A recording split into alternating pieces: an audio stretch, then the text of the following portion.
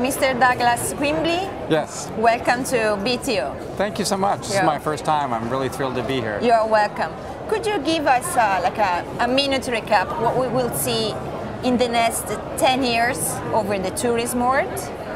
Oh my goodness, 10 years of the future in a 1-minute recap, I think that's difficult for just about anybody to do, even for someone who researches the market all the time. But I mean, I think I would say if there's one thing to leave this audience with in our industry is, travel is such an extraordinary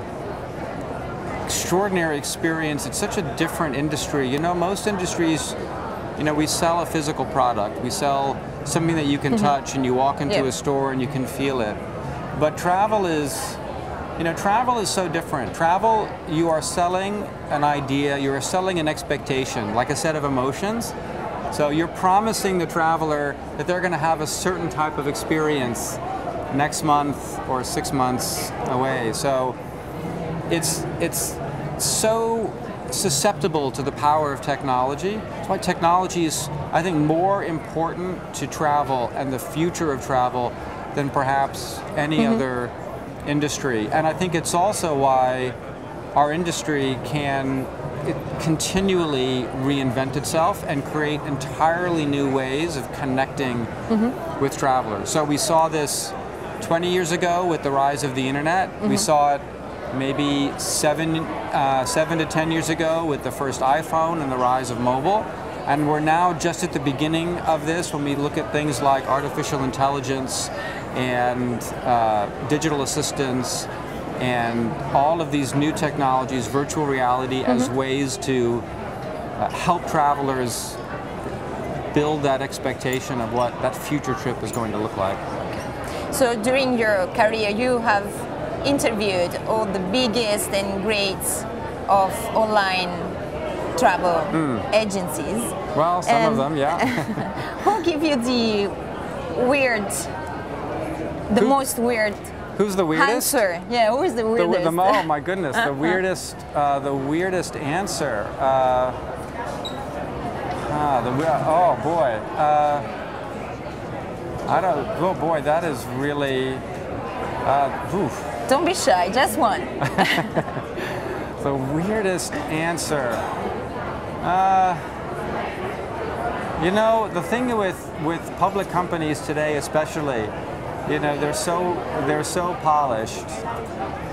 They're so ready for people like you. and those questions, they're getting quite good at that. But I will say, the talk that I remember the most from many years at the Focusrite conference was from Brian Chesky, who's the co-founder and the CEO of Airbnb. Oh, right. And yeah, and he, one of the things that has stood out for me is a vision that he laid out for the future of travel that was just completely different and completely disruptive from kind of the normal way of doing things. And if you look at some of the things that Airbnb has done over the past 10 years, always very rigorously kind of plotting their own course and not doing the kind of typical standard industry thing and creating new possibilities for the industry. So I'm sorry, I know that wasn't very weird. It was the smartest. Yes, but maybe. Well, certainly the most memorable. But there are lots of, there's so many smart people, and some of the most incredible people, like the CEO of Dara Khosrowshahi of Expedia, who has recently moved to Uber. Was always I thought was the most kind of revealing and authentic on stage, and would share things about his life and really about the running of the company. And he's also, by the way, an avid gamer. He likes to play World of Warcraft, although I don't think he has much time right now as the CEO of Uber. Yeah. So in case you will leave Focusrite, where you would like to work? Oh, me?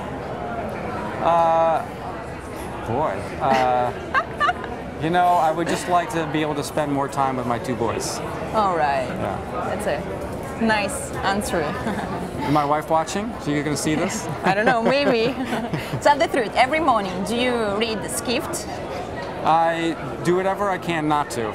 All right. Yeah, but no, I try to read everything in the industry. I try to stay on top of everything, and they do a fantastic job. But there's so many different, our industry is so big, there's so many different things going on. I have to read everything all the time, so. Okay. So what would be the effect of Donald Trump politics on American tourism? So he has banned. Boy, we really have to talk about that? If you don't want to. No, that's fine. So let me ask you, is his presidency and his politics, is it changing your perspective? If you wanted to travel to the U.S., is it changing your mind about traveling to the U.S.? Not for me, but No. maybe for all the 7 countries with Muslim that were banned. Yes, that could be the case, but actually, statistically, that represents, from a tourism perspective in the United States, it represents a fraction of inbound tourism to the United States. Yes, I mean, a lot of those policies are very controversial. They stir up a lot of emotions, but the United States is I mean, I don't think we may not have anything as beautiful as Florence, but it's an extraordinary country. It's incredibly diverse. It's incredibly resilient, and it has so much to offer travelers from around the world, and it's going to be around much for a lot longer than Donald Trump, I can assure you. So let's watch at the future. We are in the 2084, and we are in the Total Recall movie with Schwarzenegger, where there's the recall agency that implants holidays in the memory. We will reach that point. We reached. I hope not. I hope not. I mean, all you have to do is walk out of this building and walk down the streets of Florence to know that you need to experience the real thing. But it could be a possibility? Not in my lifetime. Not for me. Okay. Not for my future travels. So if you would have to choose between like a cruise around Saturn or live in a colony of Mars?